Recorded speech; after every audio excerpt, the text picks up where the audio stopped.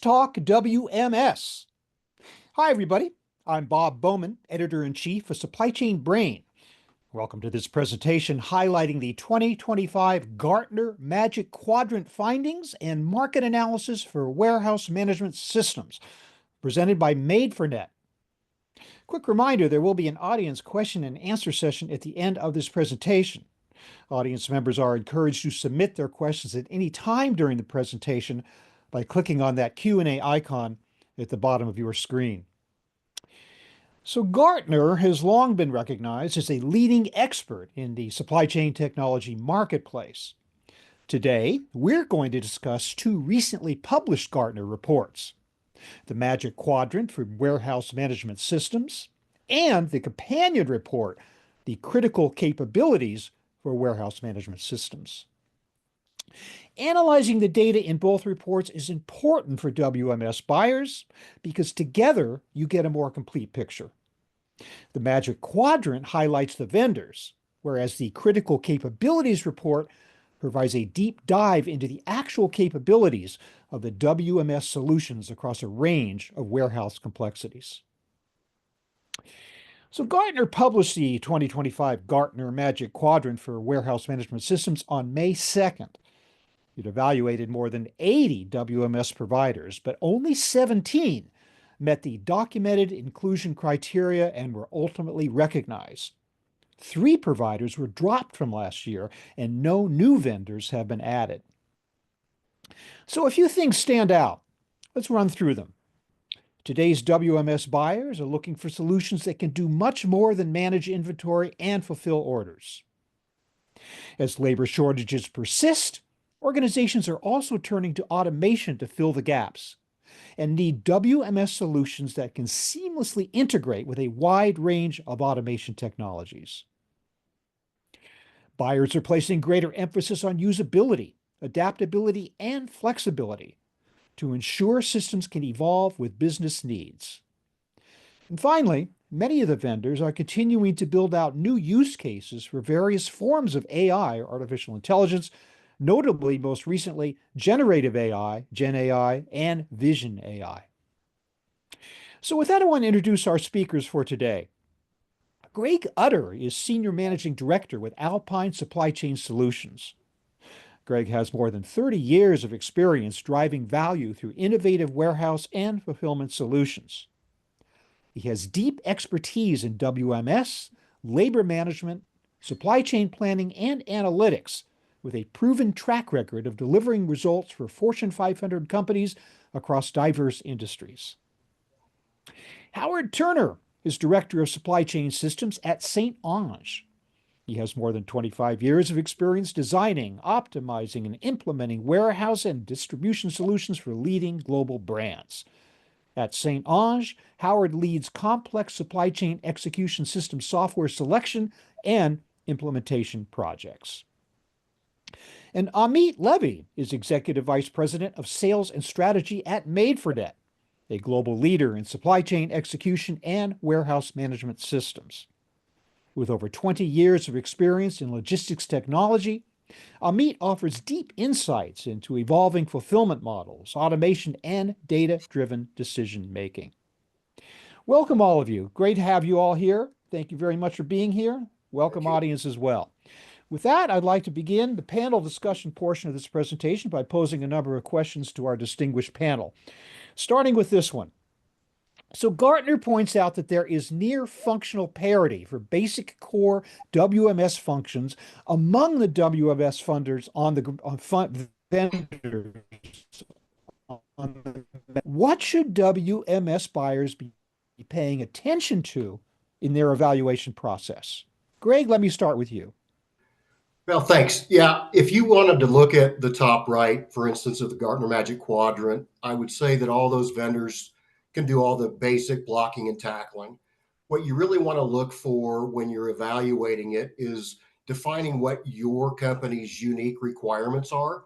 Every company has a half a dozen or more very unique requirements to make sure that their business runs the way it should be. So identify those up front and then pose those unique requirements to the vendors during your selection process. Howard, what's your take on that? Yeah, I mean, Greg has it right, and Gartner too. I mean, they're right on point with that. WMS market is mature. There is parity in terms of functionality. What we're seeing now when we talk to clients, really some of the key differentiators are things like IT strategy, right? The technical architecture, right? A lot of these systems are SaaS systems. So what does that SaaS deployment look like? How do they approach it? How do they support it? And you'll be surprised, things like culture fit, right, which is more of a soft factor, can be a differentiator when determining which system to select, as well as things like pricing structure, right, how easy it is to train, use, and how well thought out the implementation plan is. SaaS supply chain as a service. Thank you for that. Okay, so as a companion report to the Magic Quadrant, well, let me ask you this first, actually. Volatility in the supply chain marketplace is a given for the foreseeable future. How does the right WMS provide the flexibility to adapt as needs change? Howard? Yeah, I mean, so the WMS is really like a core foundational, system, right? And we think about a supply chain as broader than just the distribution center, right? It goes outside of the four walls. It has to do with your vendors, your suppliers, your customers. Has to do with data coming from a lot of different systems within your organization, a lot of ERP systems. But that the WMS is really at the heart of it. So I think in terms of visibility, in terms of providing data upstream and to systems that collect this data, that can coordinate that with other systems to give you that real view of how your supply chain is performing and critical items that need to be addressed, right? So if it's understanding availability of inventory, capacity of a facility, these are all things that you can leverage from the WMS and change, modify as needed, right? As your needs change. So it's just a critical cog in that whole supply chain machine. Greg, we're talking flexibility. What's your take? Yeah, so I would say think with the future in mind. What you're doing today is likely going to change in the future, as you mentioned. For instance, you may not be doing anything with regards to cross dock or flow through or lot control. Governance changes, supply chain changes. So when you're building that initial draft of your requirements, your RFP, however you want to put it together, keep in mind that future state and make sure that whatever vendor that you're going to go with has the capability to make that work in that future state design. Absolutely essential. Okay. So, as a companion report to the Magic Quadrant, the critical capabilities for warehouse management systems report provides a deeper dive into the key capabilities that companies should pay attention to when evaluating warehouse management systems. Here's what the report says. I'm quoting now. Our assessment is based on 11 key differentiating product capabilities evaluated across 5 major use cases of warehouse and distribution center operational needs based on warehouse complexity. End quote. Now, in the report, each WMS solution is evaluated across these 11 critical capabilities. You're seeing them right here on the screen. And WMS solutions are then evaluated based on warehouse use cases, also known as warehouse complexity. So let's unpack a few of these capabilities that we're looking at today. Can you pick 2 capabilities and explain how you recommend that customers evaluate these in a WMS analysis? Greg. Golly, that's a long list. I've got more than two, but I'll just pick on the two key ones in my mind. The first one is integration, and I know most people on this call have heard the term, it's the long pole in the tent, and it is. So think ahead on your integration technologies, understand whether you've got an integration tool that's going to be leveraged as you grow into the supply chain market. Make sure that it's compatible with material handling, robotics, whatever your future state looks like. That would be number one. Number two would be usability. I like to use the term follow the bouncing ball. So envision your workers out on the distribution center. And I'd like to say when you're doing your design, count the clicks, count the scans to make sure that you're not spending too much time getting from point A to point Z.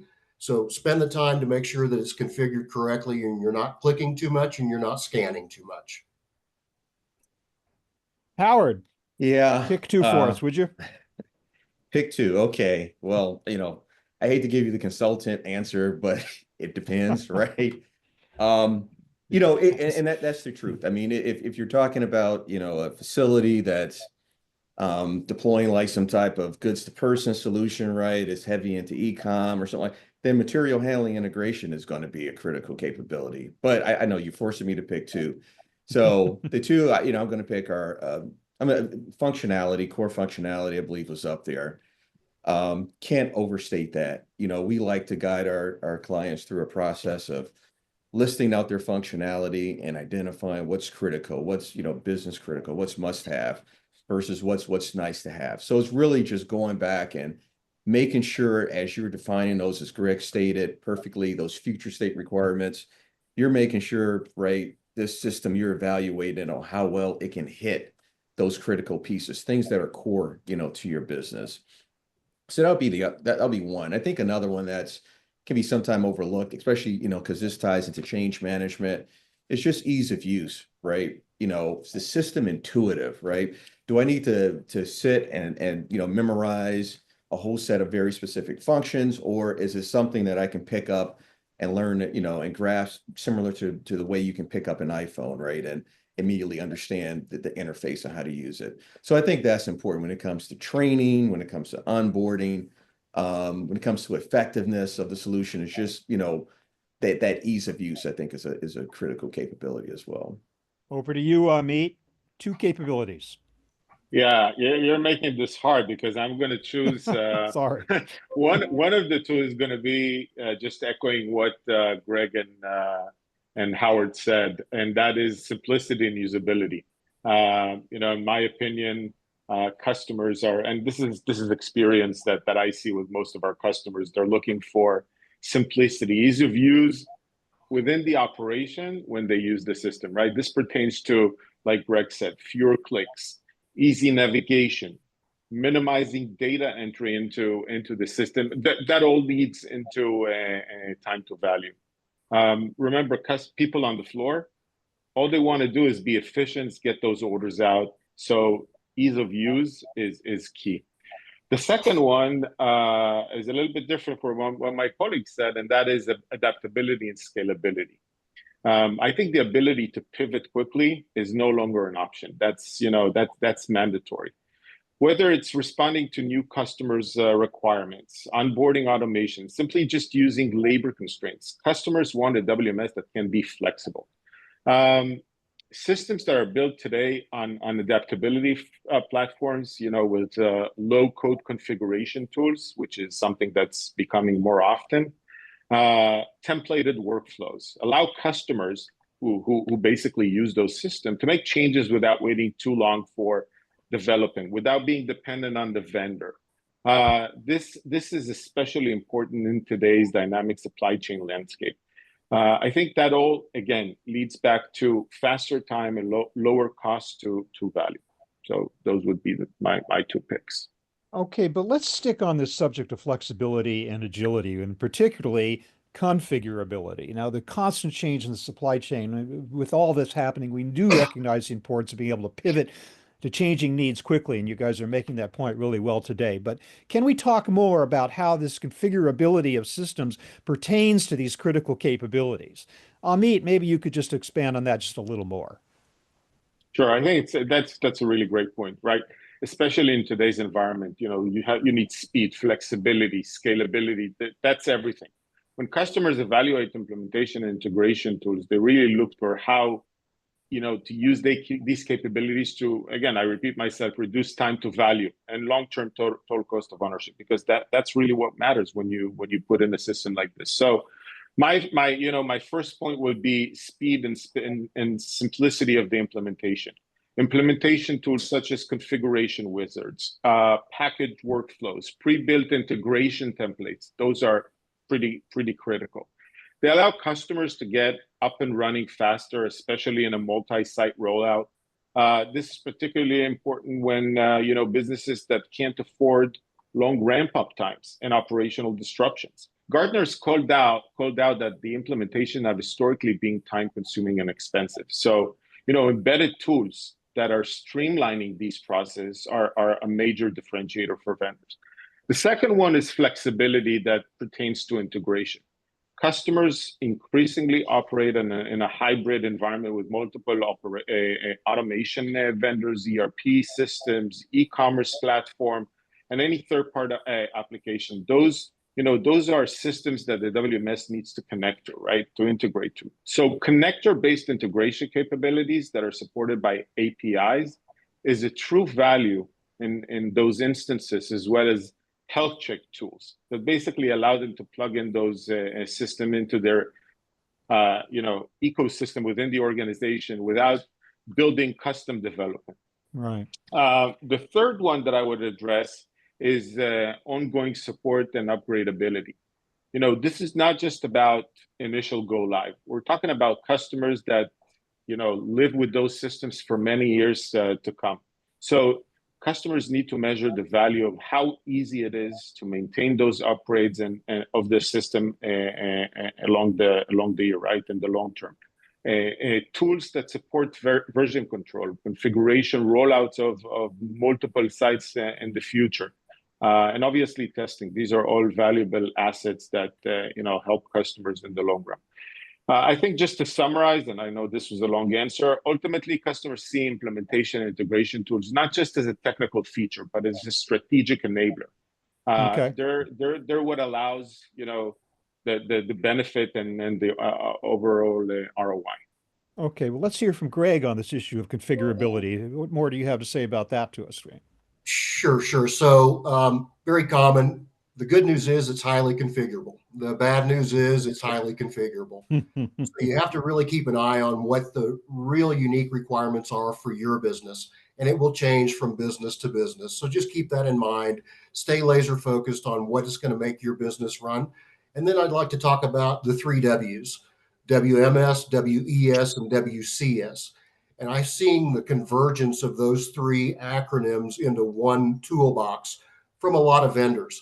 So be very clear on what your current state looks like and what your future state looks like, and the need for either one of the 3 W's if it exists within one solution, or if you have to go out to different providers in order to meet the needs of your current supply chain and your future supply chain.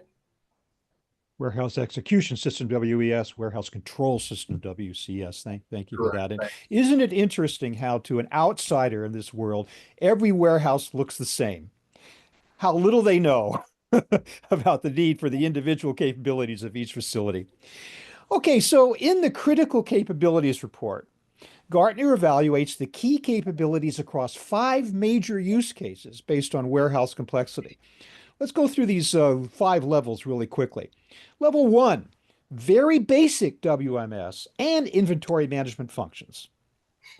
Level 2 is basic WMS with multi-location inventory storage for simple operations, getting more complicated now. Level 3, more complex, requiring capabilities that intelligently and automatically direct work with a focus on improving physical warehouse execution processes. Level 4, the emphasis shifts to automating, improving, and enhancing processes by adding value-added or so-called extended decision support capabilities. And finally, level 5, whereas the previous levels focused on primarily people-driven processes, level 5 shifts to extensive use of material handling automation systems. Okay, so with that in mind, it sounds like Gartner's telling people to evaluate WMS solutions not just by feature, but by fit to the business and operations. Again, we just keep harping on this and the importance of this. How do WMS buyers use this information to align WMS solutions with their business goals? Amit? Yeah, that is a key takeaway from this year's Critical Capabilities report.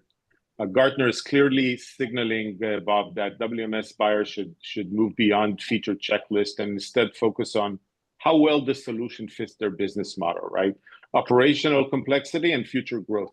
From what I see, buyers are increasingly using Gartner's model, level 1 through level 5, which you just presented, as somewhat of a lens to evaluate a fit. They're asking, does this WMS support my current needs, and can it scale with me so I can grow on my business, but also automate some of the processes.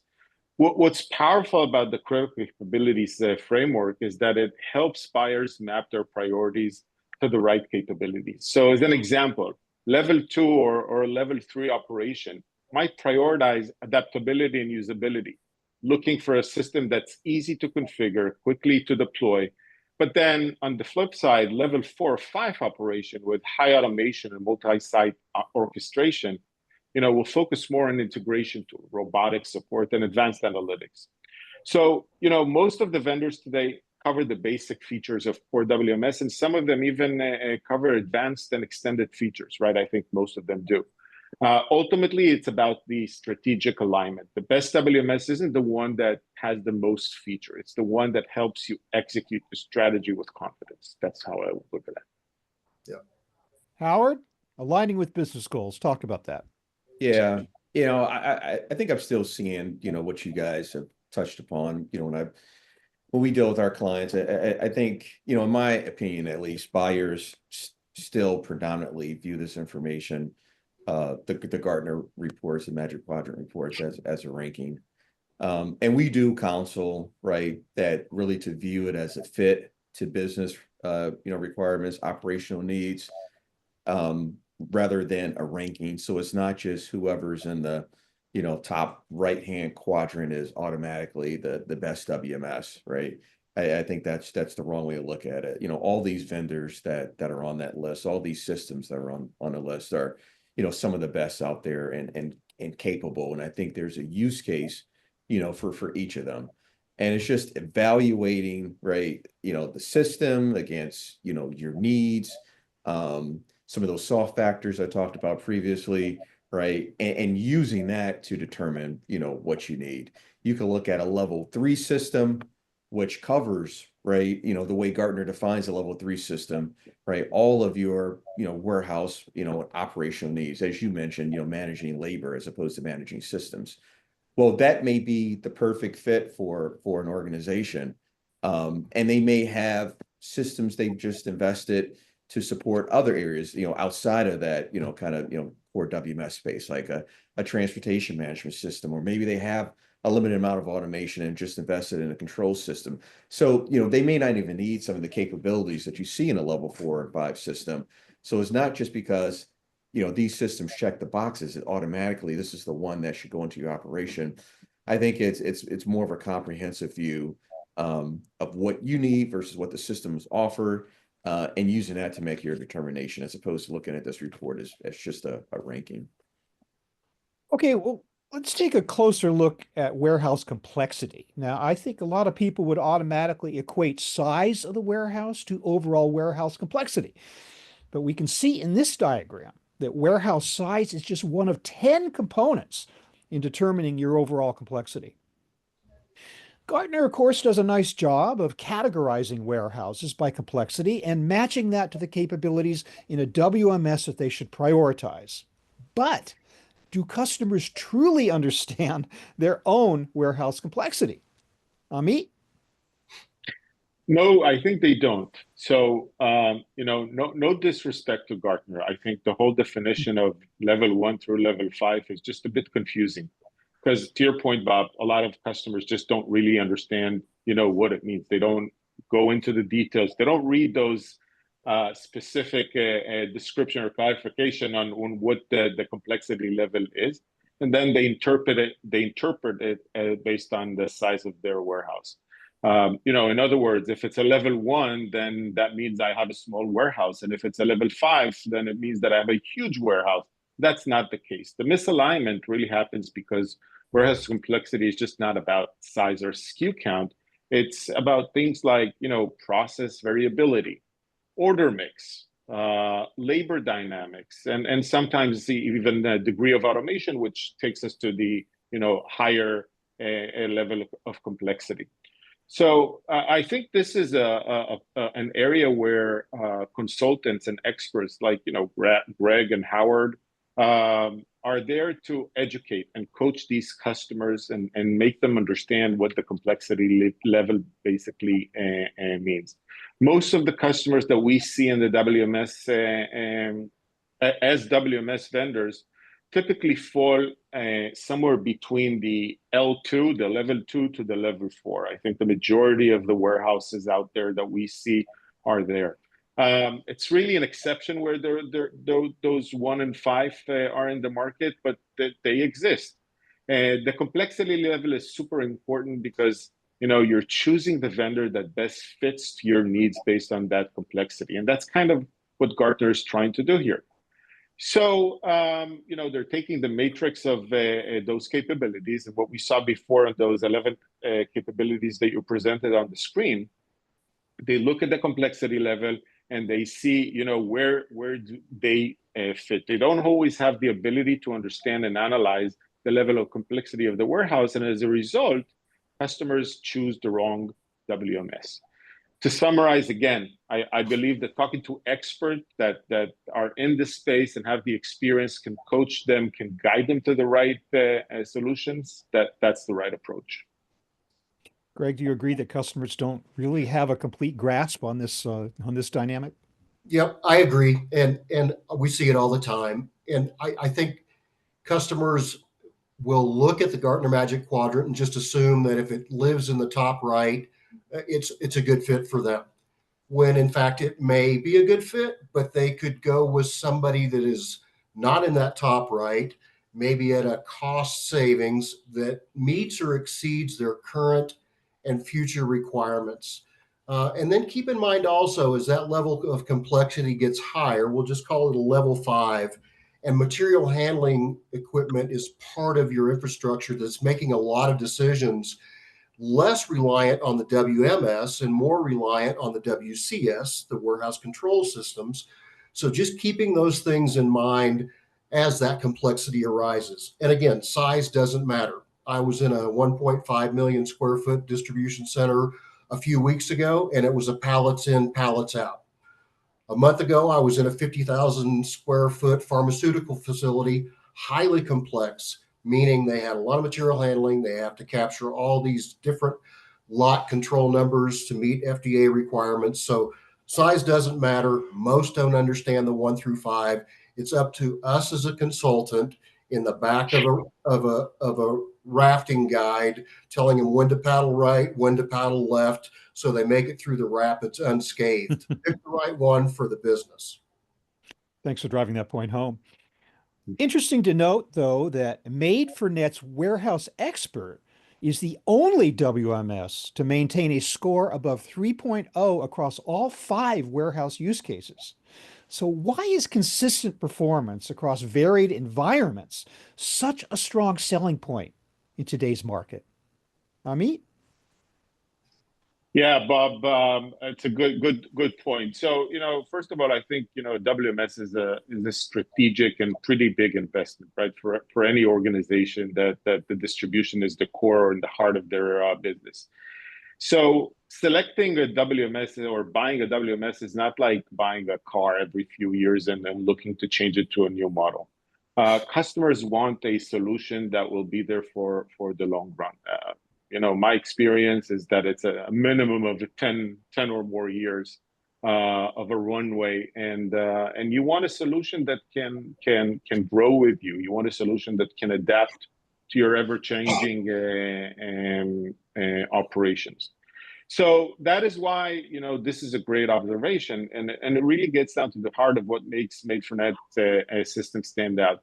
Being the only WMS to maintain a score above 3, to your point, across all use cases is not just a statistics, right? It's a reflection of real world versatility. In today's market, I think supply chains are under constant pressure to adapt. Businesses are expanding. They're going into new channels, onboarding automation, different type of fulfillment distribution channels, and basically managing an increased complexity of their fulfillment operation. That means that they need a WMS that can perform just as well in a high volume operation, highly automated DC, as well as it does in a smaller operation or a regional facility. What customers value about Made4Net is that they don't have to compromise and they don't have to buy multiple systems. When you look at solutions that are out there, there are ones that specialize in those small facilities, or they're limited to the number of users. Others that are stronger in the L5 industry, just because of the entry level in terms of cost is there. We are flexible, so we are adaptable, and this is where we are different. There's only one system at Made4Net that basically can scale and implement in any one of those level of, or use cases that partners defines. So whether the customer is running a level 1 operation, which is very basic, and just focusing on basic pick pack ship, or a level 5 facility with robotics and advanced orchestration, we have consistent functionality, usability, and integration flexibility that is all running on a single platform, highly scalable, and that's what makes us different. Okay, so let's talk robotics. Intralogistics smart robotics support is called out as a key capability. And coming out of ProMat, it's very clear now that robotics and automation are no longer emerging trends. They're quickly becoming the norm in warehouses and DCs. With that in mind, what opportunities as well as challenges do customers face when they're implementing robotics and material handling in their distribution centers? Greg, what do you think? Yeah, you hit the nail on the head. Think back many years ago, you walked into ProMat and there were half a dozen robotics vendors and it was the new thing. You walk in this year and there's literally hundreds of different vendors selling various types of robotics and material handling. And what we've seen since the day of COVID, reactions from COVID had a lot of C-suite people going out telling their supply chain leaders to go invest in robotics in case something like this happens again, to replace the human factor. And I think a lot of it was a knee-jerk buy in order to get something in place, assuming we might have something come up like another pandemic. But what we found and what we're working through today still is they're making those purchases based upon no knowledge on what they want the outcome to be, right? So it's very important to define what your business case is and then really follow through on what's the metric of success for implementing either robotics or advanced material handling.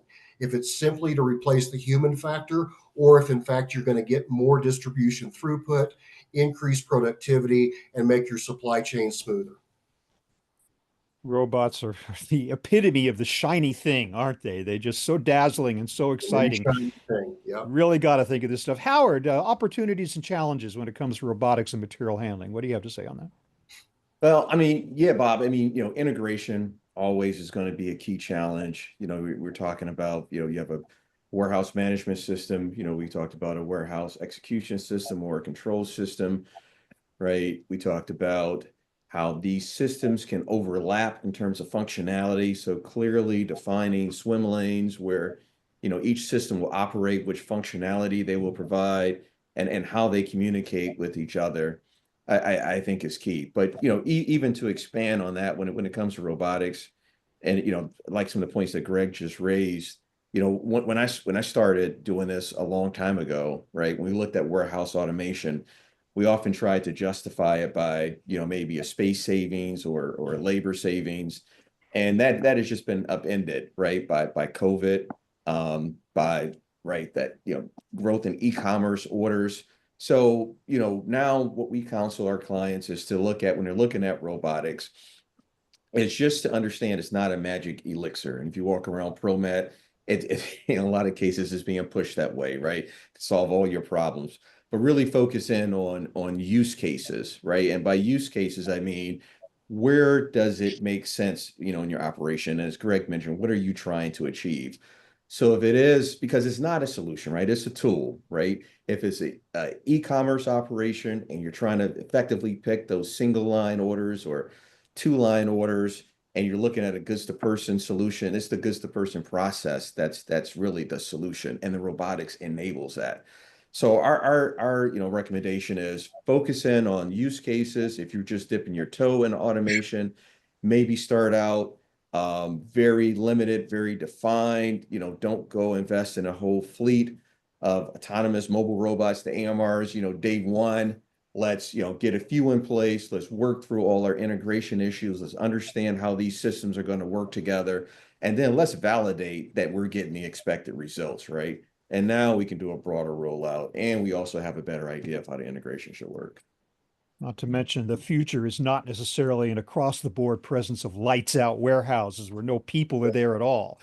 These have to be decisions made on a case by case basis. Not yet. Okay, so in today's fast paced, unpredictable logistics world, the decision to invest in a new WMS can feel like a high stakes gamble. Economic turbulence, internal uncertainty, and widespread misconceptions about implementation, as we've discussed today, make it easy for companies to press pause, even when they know they need to move forward. So here's the big question. What are the costs of delaying a WMS decision? And how can companies overcome hesitation? Greg, this one for you. Yeah, I think strategically, and we see it all the time, where we're invited in to help them understand the need for a new WMS. Do they really need one? And I think it really starts with having to build a business case. Why are you considering making this change? Because ultimately, when it gets to a C level, that C level person is going to ask the question, can you continue to operate for another couple of years with what you've got today? And if the answer is yes, a simple yes, then that gives the C level no confidence in spending money to invest in a new WMS. So you have to build a strong business case up front. And meaning you have to understand why it is am I replacing it? Am I end of life for my current solution? Am I not meeting the needs of new requirements that are coming from the government? Do I have a future state purchases that are coming on board for me that my current system cannot support? And then lastly, is my labor such that I don't have enough labor to support what I need my business to do? So building a very strong business case up front is the key essence to defining why I need the WMS, and then that will overcut what that delay is.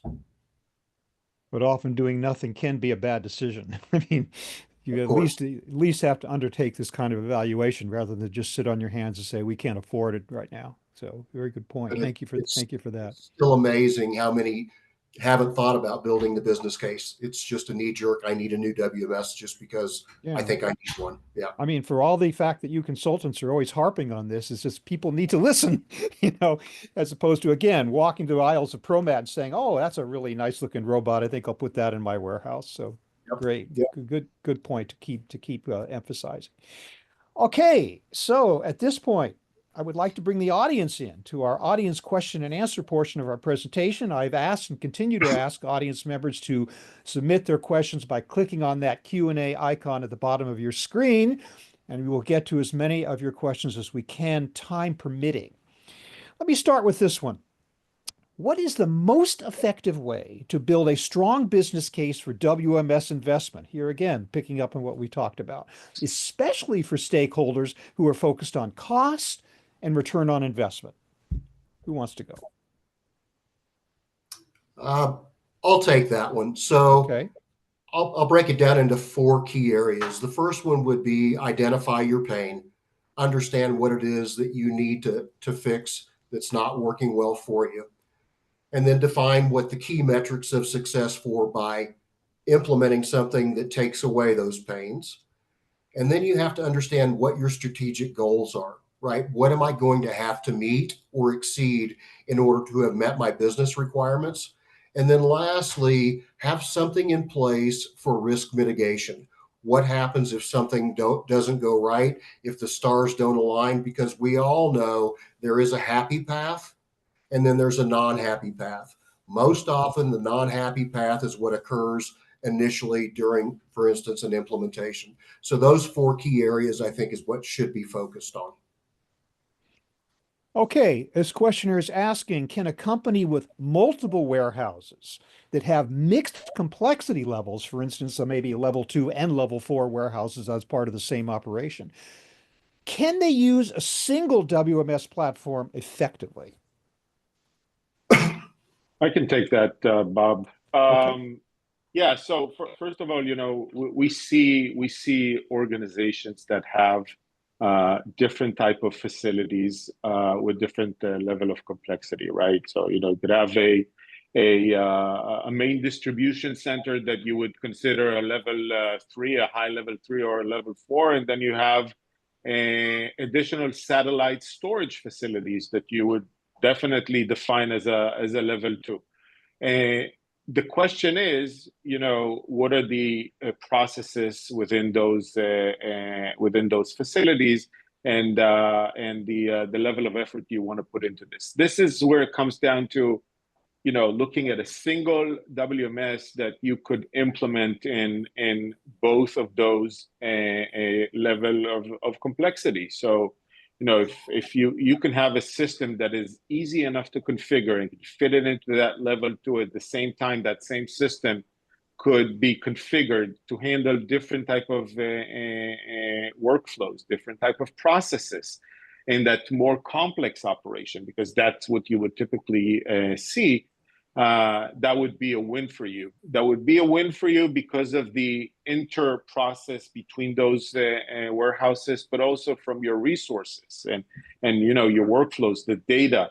Um, the adaptability is really where we want to put the focus on, right? The ability to go in and relatively easy implement those smaller facilities or more complex facilities on that same platform. So the answer is definitely yes. You have to find the right system that can support that.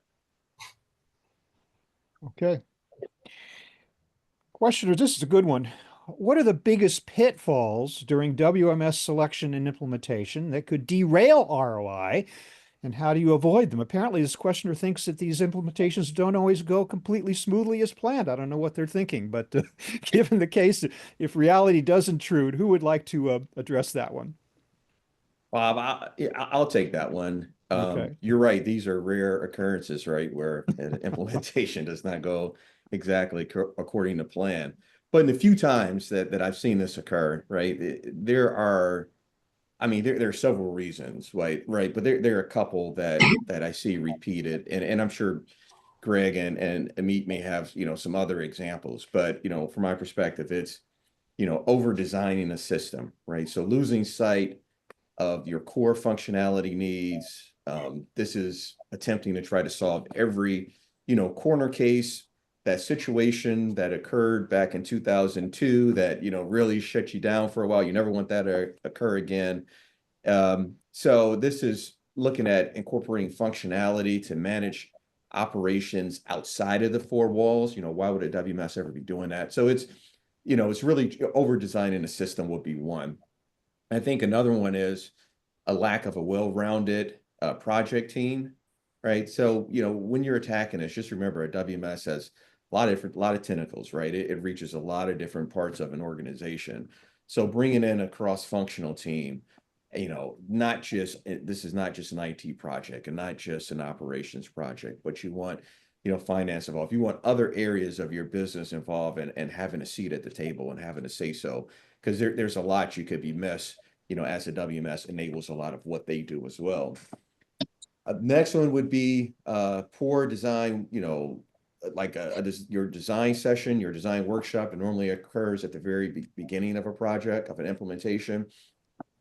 Not, executing that, as needed. So a poor design workshop. So like I said, this is the initial steps, likely the most critical, right? This is really where you lay the foundation for the system definition.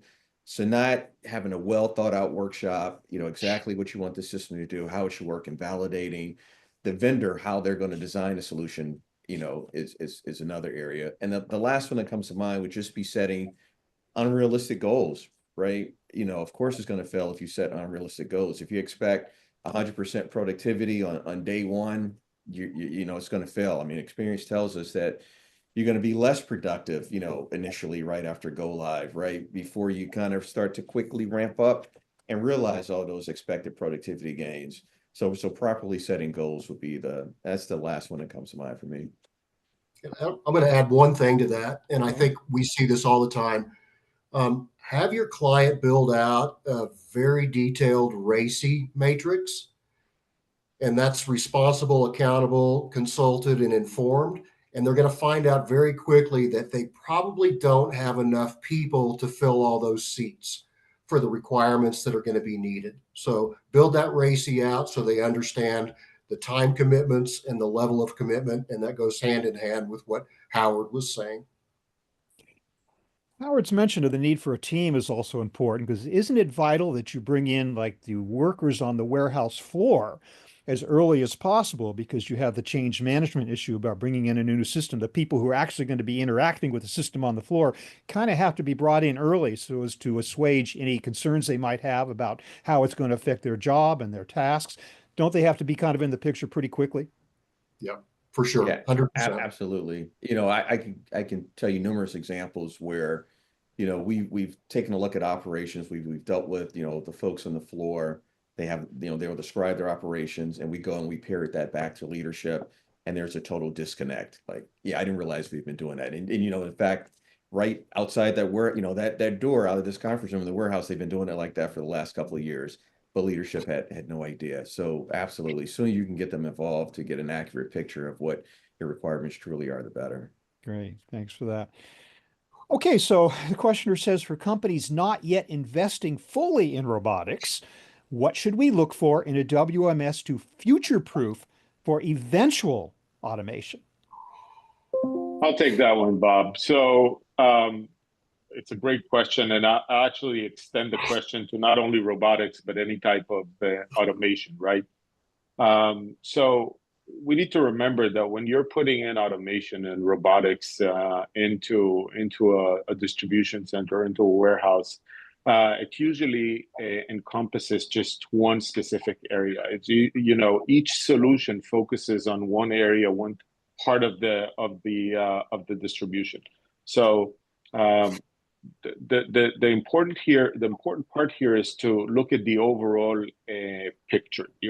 picture, and the fact that the WMS ultimately needs to manage that area with the robotics and the automation, but not only that area, because we're talking about hybrid of robotics and people. We're talking about different type of Gartner uses a term, if I'm not mistaken, that's called the multi-agent orchestration. You need to be able to manage those specific solutions in an efficient way. Usually the systems that come along with the robotic system are the ones that optimize their performance, optimize their execution on the floor. But when you go one level up, you have many of those, and you need to know as a WMS how to orchestrate all these different type of components, be able to align, adjust, prioritize, and interleave tasks between potentially different type of automation. So the bottom line is that you need to be able to configure your WMS to adjust to different type of automation solutions, deploy those business rules in a way that they can be configurable and adaptable to the future automation that you would potentially bring into the organization. Interesting question here. How does a consultant help with the WMS selection process? Well, I think we've got some people who are qualified to talk about that without being too promotional about it. Who wants to talk about just what is the role of a consultant in WMS selection? Yeah, Bob, if I could take that one. I think the first step is clearly identifying, right, future state operations. And I'll go back to something I said about, automation, and I'll say it applies to a WMS as well, right? Right. The software, again, is not the solution, right? It's a tool to enable, right, these benefits you expect, a very powerful tool, right? So it's identifying the future state operations, those best practices, and not just any best practice, but those that apply to you, right? Some type of batch picking process or cluster picking process is the best practice, but it also depends on your order profile, right? It needs to fit that for it to make sense for your and the items you ship for your operations. So it's identifying that future state design based on best practices, based on your specific needs, first thing, right? And then now we get into the WMS selection process. And now it's, okay, now let's document all those future state requirements versus documenting, current processes. You can't just drop a WMS on top of what you're doing today, right? You're just going to enable yourself to do these bad things faster and more efficiently, right? So you want to, again, keep and focus on the future state. And then, we like to, I think, a consultant can leverage their experience, working with various vendors as well as market research to identify a vendor pool for a competitive bid process. We always recommend a competitive bid process. And and a consultant can go through and manage that process as well. Again, leveraging their experience, with the vendor community to evaluate bid responses, right? Do an apples to apples comparison, shortlist vendors, the whole process, whether it's, setting up vendor demos and structured scripted demos, as well as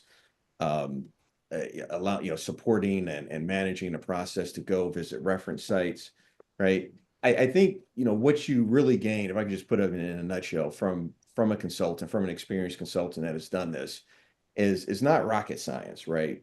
But typically, for most of our clients, this is a once in a career type of deal, right? We're looking at a WMS, we're going to implement a WMS. Whereas for consultants, for us, this is something that we're doing multiple times a year, right? So again, leverage that experience that they have, that insight that they have to help you go throughout this selection process. Okay, we got a question here requires a pretty quick answer. I want to make sure we stay on time. And it is this: what is the average timeline for a WMS project? I'll take that. Wow. Huge question. I guess the easy answer would be 6 to 12 months, but don't keep that in mind. What you really have to look at is what is your desired end state and how long do you think it should take to get there? This is a 10 to 15-year decision. So take the time that it's needed in order to implement it effectively. 3 to 4 months to select a vendor, 6 to 12 months to implement it. Great, thank you. Okay, so unfortunately, we are just about out of time. This has been a great discussion. I wish we had more time to do it. And any questions that the audience had that did not get answered today, I'm sure that our experts would be only too happy to answer them offline. But time for just one final question. I'm going to direct it to all three of you. Here it is. If you could change just one thing about how most companies approach WMS selection or implementation, something that would instantly improve outcomes, what would it be, and why aren't more companies doing it? Start with you, Howard. Yeah, if I could change one thing, it would be for companies to select and implement a solution, strictly based on utilizing that system as designed to best meet their requirements. Again, this could be a once in a career type of opportunity. So sometimes our clients are eager for the solution and they may feel like this is their only, opportunity to address every pain point in the operation. So going back to what I said about over designing the system, let's avoid that. Let's resist the temptation to incorporate functionality outside of the four walls. Let's avoid trying to solve every corner scenario that occurs once every couple of years. And really doing that is truly harder than it seems. Greg, what do you think? Yeah, so plan for a very detailed design session, blueprint session, where you're talking about configurability from A to Z.